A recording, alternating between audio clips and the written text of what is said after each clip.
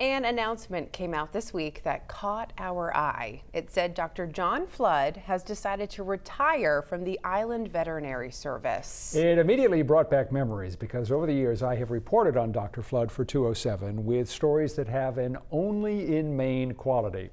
The last time we caught up with him on the job was for this story in 2013. This is the way the workday begins, with a walk down a dock in Portland Harbor. Dr. John Flood and Amy Sawyer are making their first house call of the day. Good morning. Actually, not quite a house call, a boat call. I have a feeling she's going to be a little... Badly behaved? Yes. We might put a towel right under her neck. Cara Lalamia lives year-round on this sailboat with her dog Paige, who needs a checkup. Kara's lived here for about 10 years. How many other vital service providers actually come to you as the vet does? That's about it down here. He's the only one. Yes, Dr. Flood makes house calls in Greater Portland, but what really sets him apart is that about once a week for most of the year, he takes his veterinary practice out to the islands of Casco Bay. This is the dream commute, and when the boat arrives at Great Diamond Island, the first patient is waiting on the dock. He's doing good. I think he is. The boat is 27 feet long and equipped with an examination table. Dr. Flood carries basic medicines and instruments, and while he can't perform sophisticated procedures, he and his veterinary technician can handle all the routine treatments. Yeah, I know people are sometimes worried about, well, what if my cat jumps off the boat? But we have a good handle on him. I got him. The service is a great convenience for islanders because it's a lot easier getting a dog or cat to the dock than onto a ferry for a trip into Portland. You have to go in and say on the 10 o'clock boat, and then you can't come back until a 2:45 boat or a 3:15 boat in the summer. So then what do you do with the cats? What do you do with the dogs while you're in there? Jump over, buddy. Oh, good boy. Well, welcome. Okay. Thank you so much. Oh, you're welcome. That's great. If about now you're saying to yourself, gee, this story seems kind of familiar, that probably means that A, you are a faithful viewer of 207, and B, you have a superb memory. Any health issues I should know about other than this mass? No. It was just... Oh, she likes you.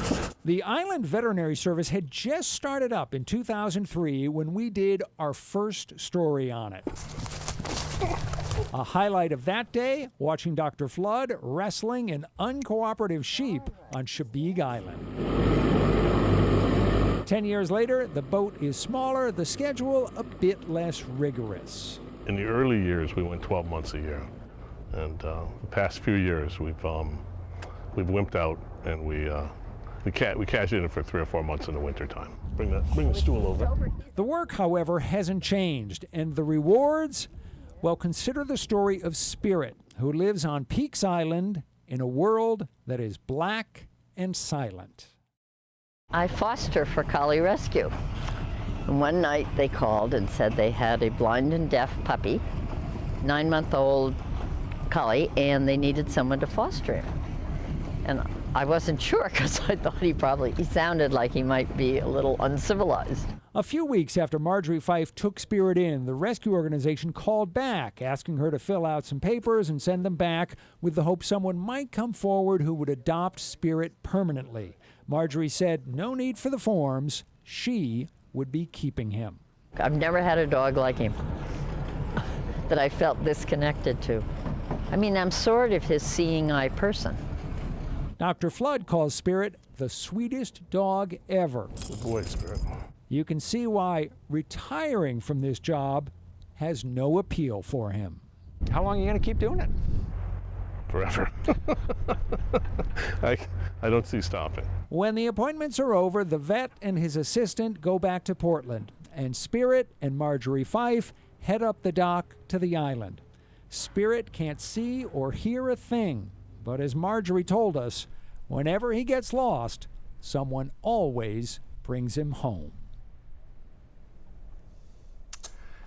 You can see why I did not one but 2 stories on Dr. Flood and the Island Veterinary Service. Gosh, what a great man and a great service. Yeah, so as we said, that story originally aired in 2013, and now After more than 20 years with the Island Veterinary Service, Dr. Flood is retiring.